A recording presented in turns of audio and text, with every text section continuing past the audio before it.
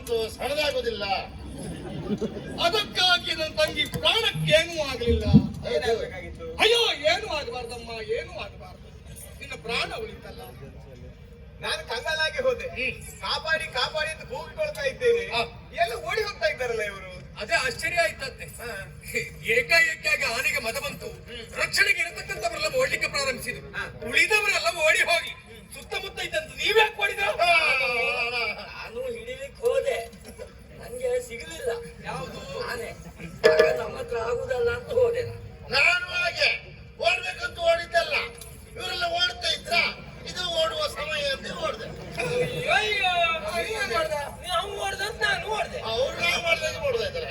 ನಿಮ್ಮ ರಕ್ಷಣೆಯ ಭಾರ ಯಾರದ್ದು ಎನ್ನುವುದು ಪ್ರಶ್ನೆಯಾಗಿ ಉಳಿದಾಗ ಅದಕ್ಕೆ ಉತ್ತರವಾಗಿ ಬಂದವರು ನಾವಿದ್ದೇವೆ. ಇನ್ನು ಯೋಚನೆ ಮಾಡುವ ಅವಶ್ಯಕತೆ ಇಲ್ಲ ಅಂತೆ. ಇನ್ನು ನಿಮ್ಮ ರಕ್ಷಣೆಯ ಭಾರ ನಾನು ಯೋಚನೆ ಮಾಡುವುದನ್ನೇ. ಕಂಗಾಲಾಗಿ ನಾನು ಕೂಗಿಕೊಳ್ತಾ ಇರುವಾಗ ಆ ಕಡೆ ಈ ಕಡೆ ನೋಡಿದ್ರೆ ಯಾರು ಇಲ್ಲ. ಹಾಗಂತ ಕ್ಷೇತ್ರ ಬರಿದಾಯ್ತು ಅಂತ ತಿಳ್ಕೊಳ್ಳವೆ. ಕ್ಷೇತ್ರ ಬರಿದಾಗುದಿಲ್ಲ. ನಿಮ್ಮಂತ ಯುವ ಪೀಳಿಗೆ ಬರ್ತದಲ್ಲ, ಈ ಕ್ಷೇತ್ರಕ್ಕೆ ನಿಮ್ಮಂತ ಯುವ ಪೀಳಿಗೆ ಅವಶ್ಯಕತೆ ಇದೆ. ಖಂಡಿತ ಆಗ್ಲಿ ಅಂತೆ. ಬರಬೇಕು ಈ ಕ್ಷೇತ್ರಕ್ಕೆ ಯಾವತ್ತು ಯುವ ಪೀಳಿಗೆ. ಯುವ ಪೀಳಿಗೆ ಬರಬೇಕು ಅಂತ ಆದ್ರೆ ಹಳೆ ಪೀಳಿಗೆ ಹೋಗಬೇಕು. ನೀವು ಮೊದಲು ಸಾಯ್ಬೇಕು. ದಿವಸ ಎಳಕು ಹೊಸತರ ಸಂಗಮ ಆಗಬೇಕು. ತಂಗಿ, ನಾನು ಗಾಬರಿಯಾದ ಸತ್ಯ. ಹಾಗಂತ ನಿನ್ನ ಪ್ರಾಣವನ್ನು ಕಾಪಾಡಿದವ ಯಾರು? ನನ್ನ ಮಗ ಶೋಧನ. ಎಂತ ಅಂದ್ರೆ ಇವ್ರು ನಿಮ್ಮ ಮಗನ ಅನುಮಾನ ಅವ್ರು ಕೇಳ್ಕೊಂಡು ಹೋಗ್ಬೇಕಿದೆ. ಅನುಮಾನ ನಿಮ್ಮಲ್ಲೇ ಕೇಳುದ ಯಾರು ಸತ್ಯ ಹೇಳುದ? ಸತ್ಯ ಹೌದು ಅಂತ ಕೇಳ್ಕೊಂಡು ಅದೇ ಸತ್ಯ ಕೇಳಿದ್ರೆ ನಾ ಹೇಳ್ತಾ ಇದ್ದಲ್ಲ ನನ್ನ ಮಗ ಹೌದಾ? ಸಿಂಹದ ಮರಿ. ಸಿಂಹದ ಮರಿಯೇ ಇಲ್ಲ, ಸಿಂಹ ಯಾರ? ಅವನ ಅಪ್ಪ ನಾನು ಅಂದ್ರೆ ನಾನೇ ಅಲ್ಲವೇ ಅನ್ನೋ ಸಿಂಹ. ಓಡೋಗು ಸಿಂಹ.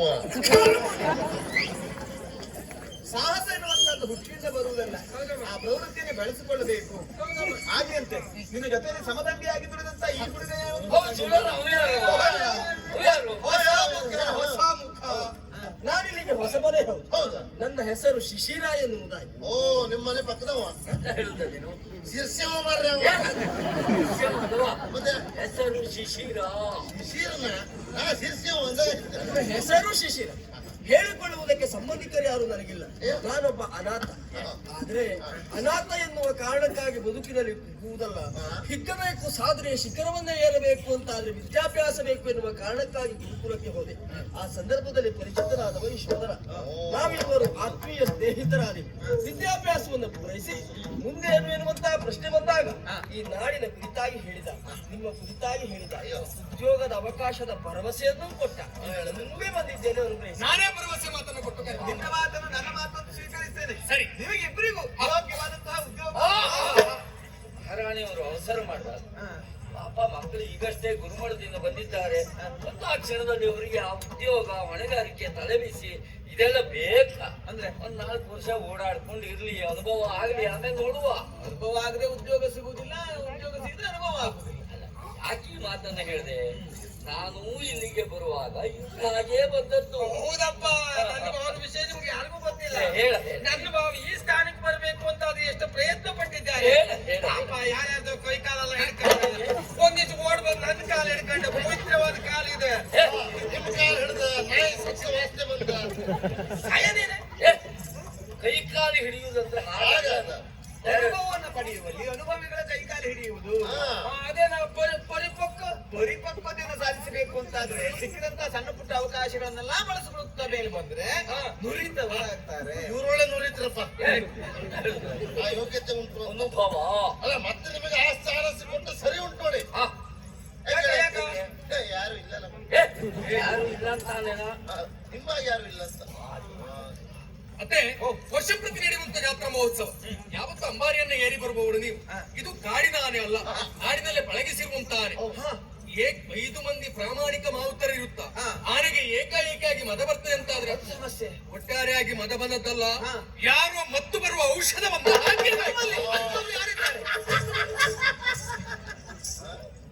ನಿಮ್ಮ ಮಾತು ಕೇಳಿದಾಗ ನಂಗೆ ನಗು ಬರ್ತಾ ಉಂಟು ಸ್ವಾಮಿ. ಸ್ವಾಮಿ, ಇದು ಹುಡುಗ ಬುದ್ಧಿಯೋ ನಗದು ಬಿದ್ದೆಯೋ ಎಂಬ ತೆರನಾಯ್ತು ಸ್ವಾಮಿ. ಇಲ್ಲವಾದ್ರೆ ಆನೆ ಅಂತ ಮದ ಬಂದು ಹೋದಂತೆ ಮತ್ತೊಬ್ಬರು ಔಷಧಿ ಕೊಟ್ರಂತೆ ಇದೆಲ್ಲ ಆಗ ಹೋಗೋ ಕಥೆಯ. ಅಂದ್ರೆ ನಾನು ಹೇಳ್ದಷ್ಟು ಸುಲಭದಲ್ಲೇ ಆಗ್ಲಿಕ್ಕಿಲ್ಲ. ಇದು ಮಕ್ಕಳ ಆಟಿಕೆ ಅಲ್ಲ, ಇದು ಏನ್ ಪ್ರಯತ್ನ ಮಾಡ್ಬೇಕು? ತುಂಬಾ ಪ್ರಯತ್ನ ಮಾಡ್ಬೇಕು. ಅದು ಹೇಳು. ಆನೆ ಸಾಕಿದವರು ಒಬ್ಬರು ಇರ್ತಾರ, ನಮ್ಮಲ್ಲಿ 5 ಮಂದಿ ಇದ್ದ. ಹೌದೌದು. ಅದೆಂತ ಕಾಡಾನೆಯ?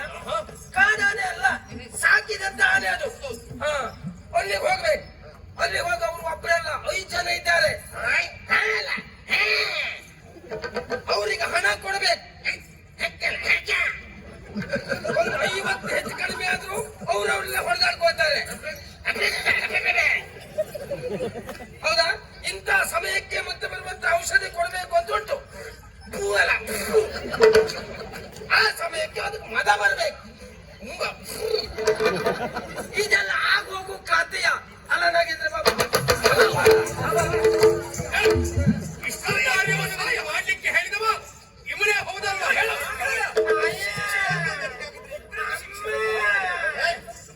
ನನ್ನದೊಂದು ಅಭಿಪ್ರಾಯವನ್ನು ತಿಳಿಸಬೇಕು. ಕಾರಿಡುವುದಕ್ಕಿಂತ ಪೂರ್ವದಲ್ಲಿ ಕಣ್ಣಿಟ್ಟು ವ್ಯವಹರಿಸಬೇಕಂದ್ರೆ ಯಾವುದು ಕಣ್ಣಾರೆ ಕಂಡರೂ ಪರಾಂಬರಿಸಿ ನೋಡಬೇಕು ಎನ್ನುವಂತಹ ಮಾತನ್ನು ಒಮ್ಮೆ ನೆನಪು ಮಾಡಿಕೊಳ್ಳಬೇಕು. ಯೋಚನೆ ಮಾಡಿ, ನ್ಯಾಯಶಾಸ್ತ್ರದ ರೀತ್ಯ 100 ಜನ ನಿರಪರಾಧಿಗಳಿಗೆ ಶಿಕ್ಷೆ, ಅಪರಾಧಿಗಳಿಗೆ ಶಿಕ್ಷೆ ಆಗದೆ ಹೋದ್ರು ತೊಂದರೆ ಇಲ್ಲ, ಒಬ್ಬ ನಿರಪರಾಧಿಗೆ ಶಿಕ್ಷೆ ಆಗಬಾರದು. ಇವರ ಮಾತನ್ನು ನಂಬಿ ಇವರನ್ನ ಅಪರಾಧಿಯ ಸ್ಥಾನದಲ್ಲಿ ನಿಲ್ಲಿಸುವುದಕ್ಕೆ ಮುಂದಾಗ್ತಾ ಇದೆ. ಸಂಬಂಧದಲ್ಲಿ ಅಣ್ಣನಾಗಿರುವಂತೆ ಇವರು ತಂಗಿಯ ಸಂಬಂಧ ಬಯಸುವುದಕ್ಕೆ ಸಾಧ್ಯ ಹೇಳಲಿಕ್ಕೆ ಆಗುದಿಲ್ಲ ಯಾವ ಹೊತ್ತಲ್ಲಿ ಯಾವ ಹಾವು. ಮಾತು ಸತ್ಯ. ಹಾಗಂತ ಒಂದು ಮಾತನ್ನು ನಂಬುವಾಗ ಮಾತಾಡಿದವರು ಯಾರು ಎನ್ನುವುದನ್ನು ಇವ ಹೇಳಿದ್ದ ಹಾಗೆ ಆಗ್ಲಿಲ್ವ? ಇವ ಹೇಳಿದ್ದ ಹಾಗೆ ಹೌದು. ಹಾಗಂತ ಹೇಳಿದ ಇವ ಯಾರು ನೋಡಿದ್ರು ಗೊತ್ತಾಗ್ತದೆ. ತಲೆ ಕೂಡ ಸರಿ ಇಲ್ಲ, ಇವ ಒಬ್ಬ ಹುಚ್ಚ. ಎಲ್ಲರೂ ಮಾತಾಡ್ತಾ ಇದ್ದಾರೆ, ನಾನು ಮಾತಾಡಬೇಕು ಎನ್ನುವ ಕಾರಣಕ್ಕಾಗಿ ಮಾತಾಡಿದ್ದೆ ಬಿಟ್ರೆ ಈ ಮಾತಿನಲ್ಲಿ ಹುರುಳಿಲ್ಲ. ಹಾಗಾಗಿ ಅಪರಾಧಿಗೆ ಶಿಕ್ಷೆ ಆಗಬೇಕು, ಅಪರಾಧಿ ಅಲ್ವೇನು. ಮತ್ತೆ ಬುದ್ಧಿವಂತಿಕೆಯಿಂದ ಈ ಕ್ಷಣದಲ್ಲಿ ತಪ್ಪಿಸಿಕೊಂಡಿರಬಹುದು. ಸಮಯ ಸಂದರ್ಭವನ್ನು ನೋಡಿ ಅಪರಾಧಿನ ತಂದು ನಿಮ್ಮ ಕಾಲಬುಡದಲ್ಲಿ ಹಾಕುವ ಹೊಣೆಗಾರಿಕೆ ನನಗಿರ್ಲಿ. ಆಯ್ತಾ? ಯಾವ್ದು ಉದ್ದೇಶವನ್ನು ಹೊಂದಿ ಅವರು ಈ ಕೆಲಸ ಮಾಡಿರ್ಲಿ, ನಮ್ಮ ಕಾರ್ಯಕ್ರಮಕ್ಕೆ ಏನು ತೊಂದರೆ ಆಗಲಿಲ್ಲ. ಯಥಾ ಯೋಗ್ಯವಾಗಿ ದೇವ ಉತ್ಸವಾದಿಗಳೆಲ್ಲ ನಡೆದಿದೆ. ಜಾತ್ರೆ ಎನ್ನುವಂತದ್ದು ಯಥಾ ಯೋಗ್ಯವಾಗಿ ಮುಗಿದಿದೆ. ನನಗೆ ಸ್ವಲ್ಪ ವಿಶ್ರಾಂತಿ ಅವಶ್ಯಕತೆ. ವ್ಯವಸ್ಥೆ ಮಾಡಿ.